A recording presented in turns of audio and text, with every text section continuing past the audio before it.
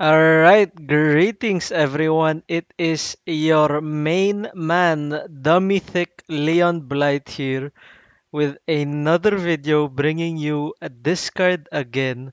So yesterday I made a discard list and we played a few games with it. It was going really ham and after that I played some games off stream and I made a few edits to the deck. So I'm gonna point out two changes I made and some stuff I noticed about playing this deck. So let's deal with the two changes. The first change I made is I removed Angela. So I used to have Angela in the list and I replaced it with Sunspot. So the problems I found in this deck is that there are actually a lot of turns or some turns where you are just floating mana. Some turns, on like turn 4 or 5, you just want to make a 2 mana play or a 1 mana play, and then the mana gets wasted. So, Sunspot will take care of that problem by turning your floated mana into actual value. The also other thing with changing Angela into Sunspot is that your turn 3 and your turn 5, your odd turns, yeah, 5 and 3, is that sometimes you just have too much even drops. Like you can have too many two drops in your hand on turn 3 or on turn 5 and you want to be like filtering your hand better. So having more having skewed more to a one drop and losing a two drop is makes the deck more consistent that way. So on like turn 3 you can play like a two drop and a one drop, and turn 5 you have options of playing a one drop again as well. So yeah.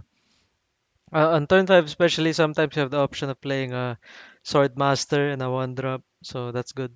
So that's one change. Swap Angela into Sunspot. The other change I made was swapping Strongman into Armor. Okay, so Strongman, in some games, he's 9 power. In most games, oh, in most games he's 9 power, in some games he's Sentinel. Now the problem is, in either cases, strong guy being a sick 3 power or 9 power, you still often just lose to Nova. So, regardless of what strongman is in a game, you lose to Nova a lot of the time still. And that's just indicative of how polarizing the meta is. So, your answer to that, swap out strong guy instead of having a sentinel in most games, have a sentinel that counters Nova. And we have that in armor. So, we swapped out strong guy with armor here. Now, sometimes depending on your hand state, you have to play armor on two and just like predict it quite early with two revealed zones and how much you place these cards. Your opponent can easily play around it, but sometimes you draw it on 3 or 4 and then like you can snipe out your opponent's Nova lane, so you also have to consider that. So armor does more for you than strong guy, and that's why I swapped them out. That way you have like staying power when you run into Devil Dino and Nova. Alright, now those are the two changes I made. One thing I'd like to note for gameplay. So what I've noticed with this deck is the the matches are very polarizing in a sense that in some games your hands will be so terribly bad, it's like unplayable hands. And in some games, you'll have like God Hand, and when you get that God Hand, like you're popping off with it. Now, I think I'd like to note about Wolverine. So Wolverine, there are cases where you actually have to play Wolverine early, and in some of those cases, it's either because my hand has too many payoffs and I need to be hitting Swarm or Apocalypse over hitting Wolverine. So in some cases, I have a hand like, let's say I have Blade, Swarm, Wolverine, and Apocalypse in hand. I actually might want to take the time to develop Wolverine, so it skews my hand to have higher odds to have hitting Swarm and Apocalypse. You want to be hitting Swarm and you want to be hitting Apocalypse more often because their payoffs are much greater than just hitting Wolverine. Because when you hit Wolverine with a discard once, he just gets on the board and then he's done. That's it. That's Wolverine. And in some hand states, you have to filter him out so your discard effects hit Swarm and Apocalypse more often. So those are some. There are like occasions on when you have to do that. Otherwise, there are some games where you don't draw Swarm or Apocalypse early and you just have Wolverine and you have a lot of enablers and then you play your enablers, it hits Wolverine and then you can't really hit anything else. So yeah, there are games like that.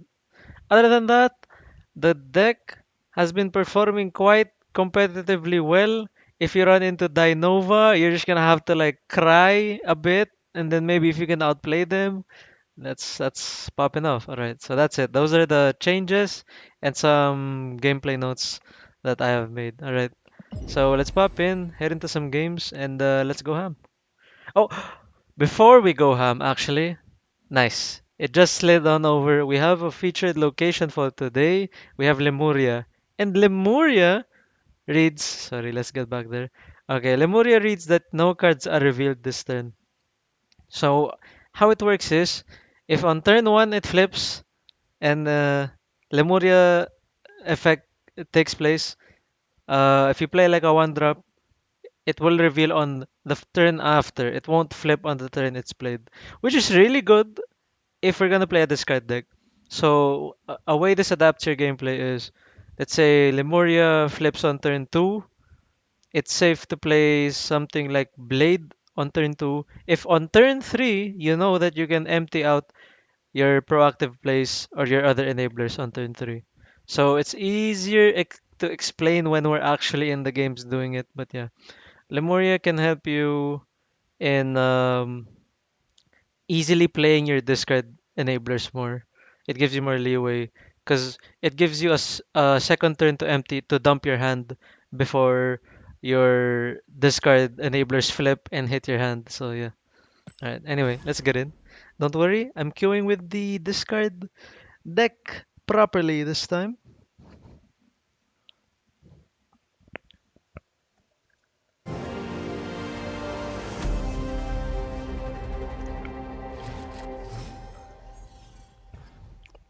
All right, crazy opening hand. Okay, that was way too crazy. So we can just play Nightcrawler here.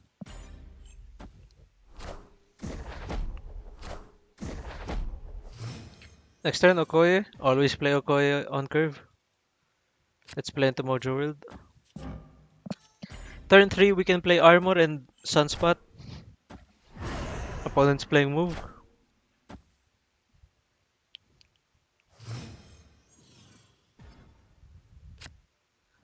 Okay, wait, this is good. So, what happens is, if I tuck in Blade now, I don't have to do that. So, I can just play I can tuck Blade, but I run the risk of, no.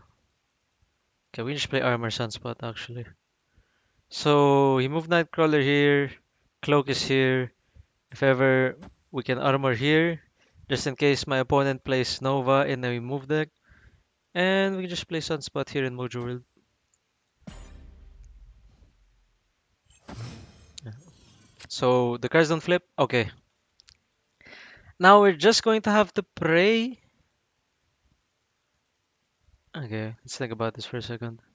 What I can do here is I can play Blade and Wolverine. That way, if I play Swordmaster, I don't know, it's more flexible to play Blade with whatever I draw next turn. So next turn I'm drawing either a proactive play or I'm drawing Lady Sif, which is playable into Blade. So I just have to play Swordmaster this turn, and I just pray for the 75% there. Okay. Opponent played Okoye during the Lemuria flip. If Vulture moves to the left, +5. Go ahead.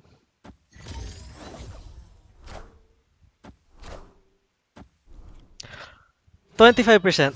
Thank you. Opponent snaps at me. Oh, by the way, I'll note something about Morbius after. So this game is looking scuffed. We're drawing Chavez next turn. Apocalypse isn't triggered, so Chavez has higher value than Apocalypse. We're casually just playing 2 drops with 5 power. My opponent will most likely move Vulture back to Lemuria here. So we can actually play into Mojo World. And then we can drop Chavez on Olympia. Don't worry. At this point, I don't really care much about MMR. We're just playing more toward the. We're playing more toward getting familiarizing ourselves with the deck and just gameplay in general. So yeah. Okay, my opponent locked out Mojo World already, and he will most likely have a way to move. Oh, if he Heimdalls. Okay, am I playing around Heimdall? The thing is, if he manually moves Vulture to Lemuria and I play into Lemuria, I lose. If he plays Heimdall, however, if he plays Heimdall, if I play two into Olympia, I lose. So I'm in the 50-50 spot. My opponent has to take Mojo World from me, which he can't do because he stacked it already. So it's either I'm playing around Heimdall or him taking around moving something manually.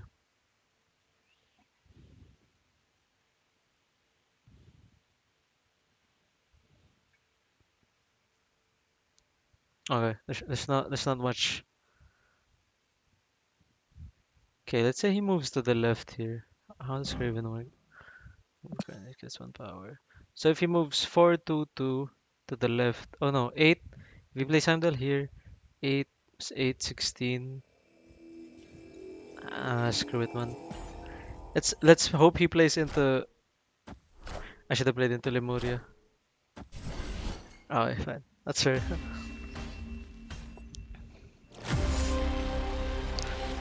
That's fair. That's fair.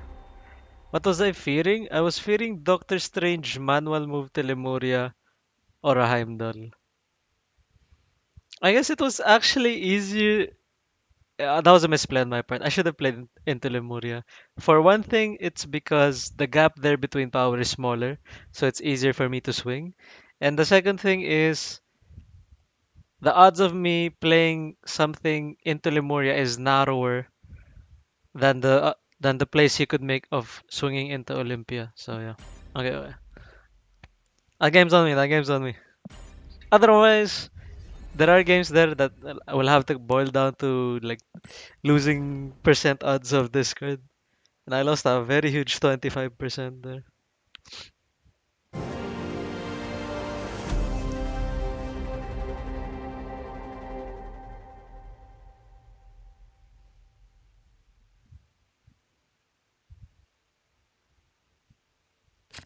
Uh, Okay, hand's not bad.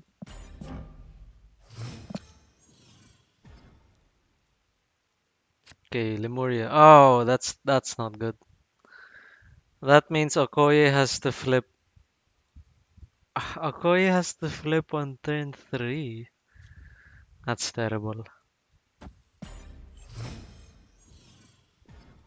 So my next card could have been buffed, which is currently Blade Sanctorum. Hmm. Okay, to play more. And then I have to play toward. I have to play 66% here.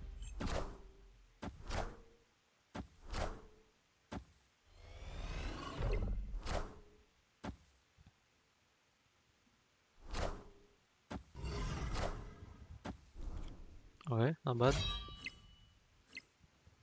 Hopefully I draw Wolverine. I did not draw Wolverine. Uh, what's my turn 5 look like? It's easier for me to play the Swordmaster now, and then whatever I draw next turn, I have to play with armor. And I'm playing armor in Lemuria for sure. This is where he's doing the combo. So I play armor plus whatever pops out there. If I hit if I 33% miss here, then that's just XD, you know?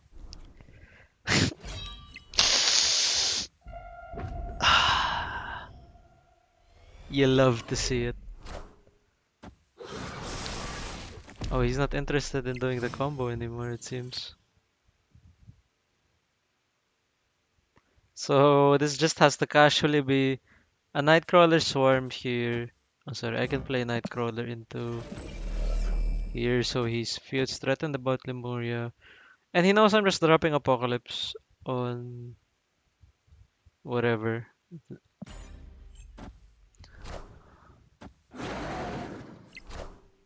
Sentinel. So he has 4 cards. If my opponent... Okay, at this point Apocalypse has the same value as Chavez.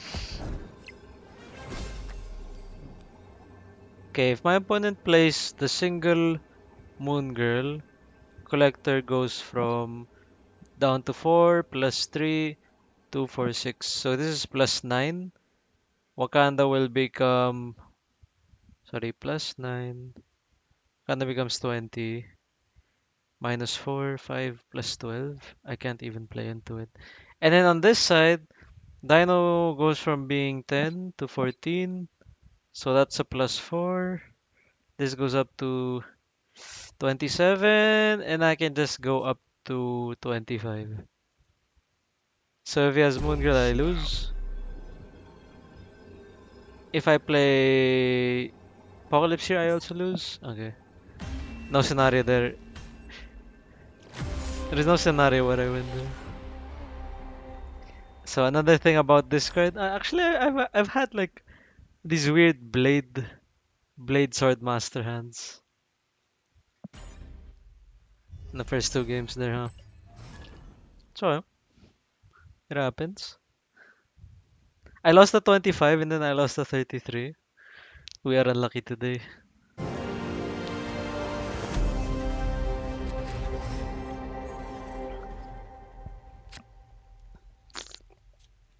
Okay, Nightcrawler into Morbius. Hopefully I draw into more action.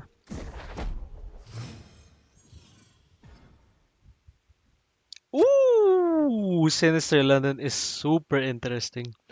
Let's double Morb. Morbing it up. Los Diablos base could hit Sinister London. That would be terrible. My opponent casually playing Swarm. Oh my god. I hope we punish this person so hard. Okay, Dark Dimension's good. So this is the time for me to play. If Diablo's base, if Diablo's base hits London, it loses value right away. If my blade discards Wolverine,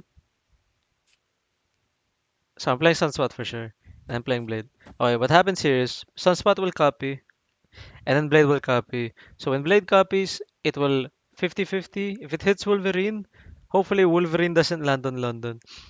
If it hits Apocalypse twice, that would be ideal. So Blade hitting Apocalypse twice would be ideal here. Well, that's like 25% of the time. My opponent hitting an enabler. If only you held Swarm in hand, huh?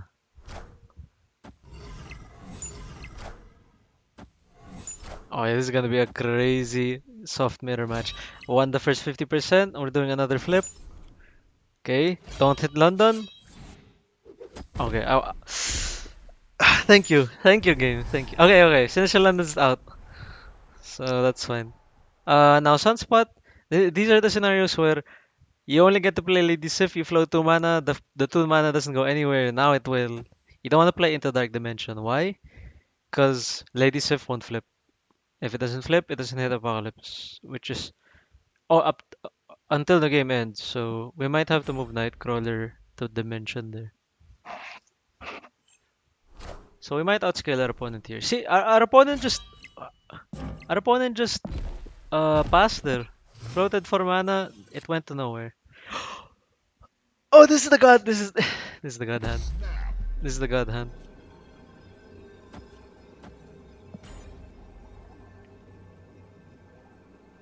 This is where we want to be.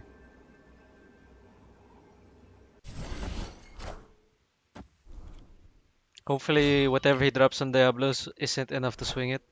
It's not enough to swing it. Okay, we won. My opponent should bottom left here.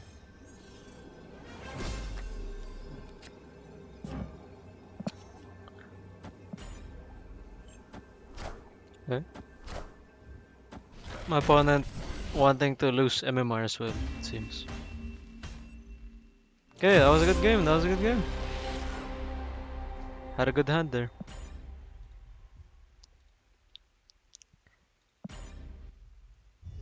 Let's save it to the end of the video for my like afterthoughts, because I actually also have comments about Chavez in this deck and what you could swap it out for.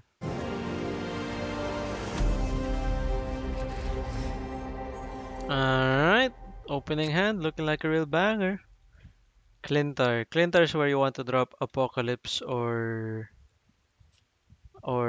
Chavez, depending on how our game goes.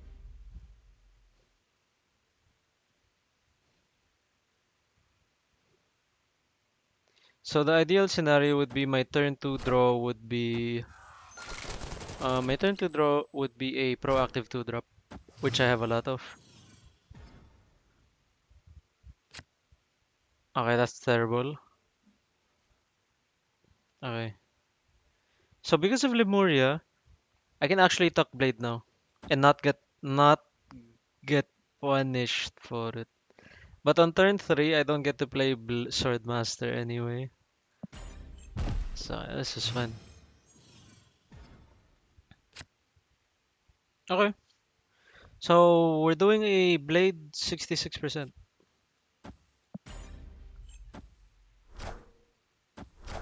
My opponent is playing Guardian cards? Okay, not bad. Not Clintar? Fine, fine, fine. Hopefully I draw into an enabler. We are so pro. Okay, hopefully this hits Swarm. And then we just play around Chavez. Play with Chavez instead of Apocalypse. Hit Swarm, hit Swarm. Woo! Woo!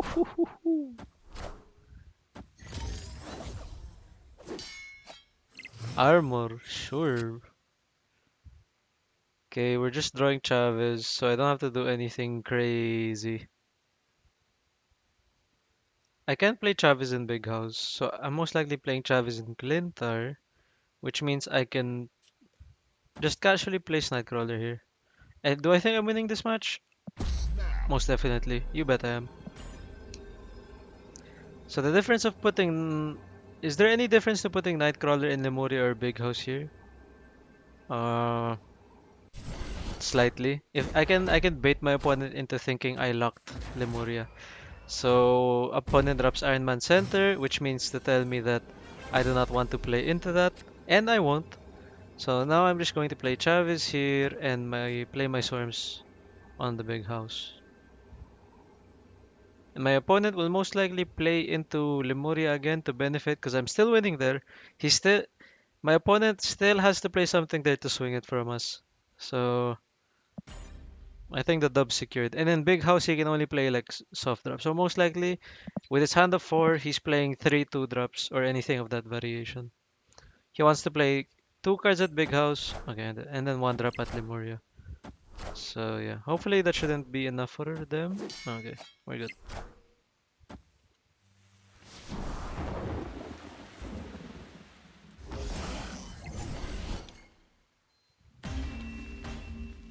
Let's go.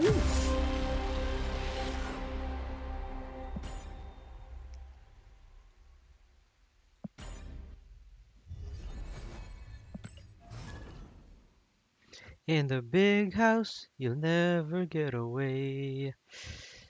Right in the big house. Goat snap. Okay, we currently have the opposite side of the other half of our deck, which is the proactive part. Oh my god.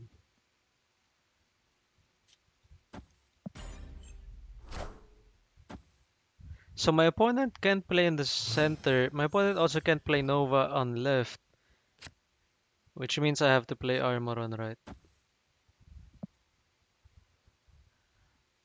I hope I draw a payoff, like literally in the next turn. Or else we're just passing in the next turn, most likely. Let's see if I can afford to pass turn 4. Okay, my opponent's playing move.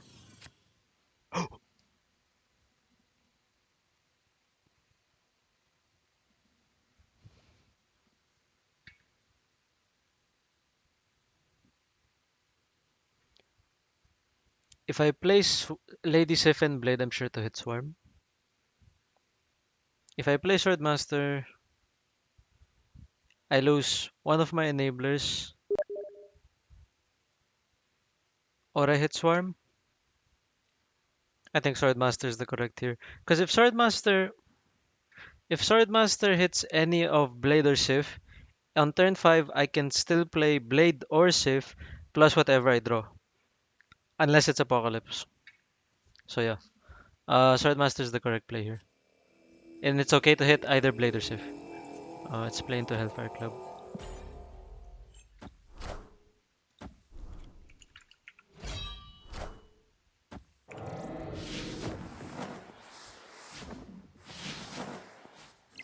What did I hit there? Okay, I hit Lady Sif. So now I get to play Morbius and Blade.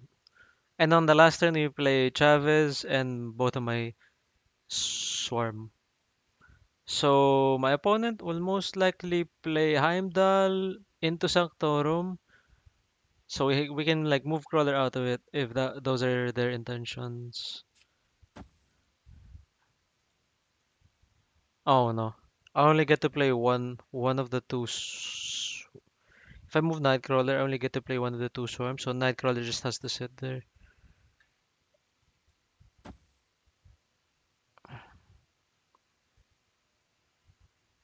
Okay, this is fine. I'm not snapping though. Alright, this might also have to be the last game of the video.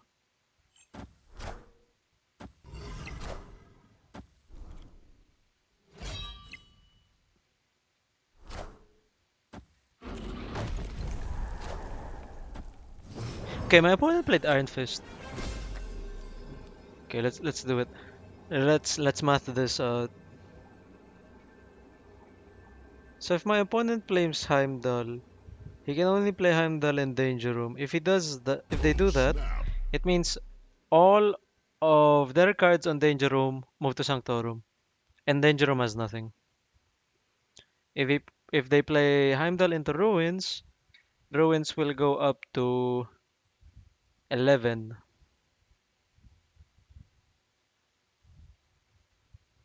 Okay. This is simply Chavez here and Swarm here. I literally have no other line, actually.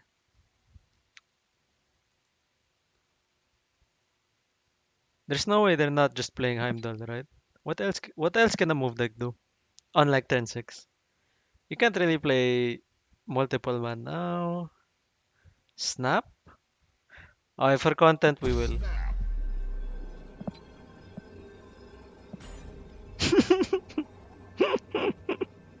For content we will.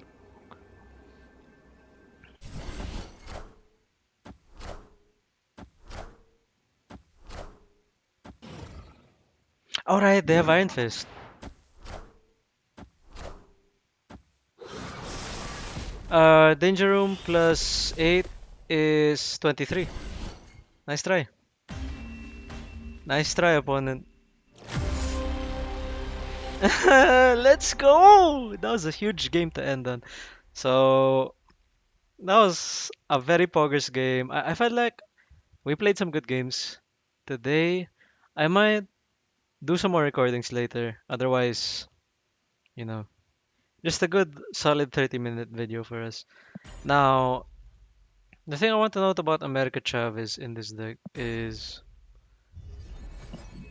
Chavez still does the job that I explained that she was intended to do for this deck. If ever we reach pool 3, the immediate upgrades you want to get to replace Chavez, because I want to actually replace Chavez. But the only way you replace Chavez is by replacing Chavez with either an enabler or a payoff. And currently in pool 1 and pool 2, there's no other payoff or enabler to replace Chavez with.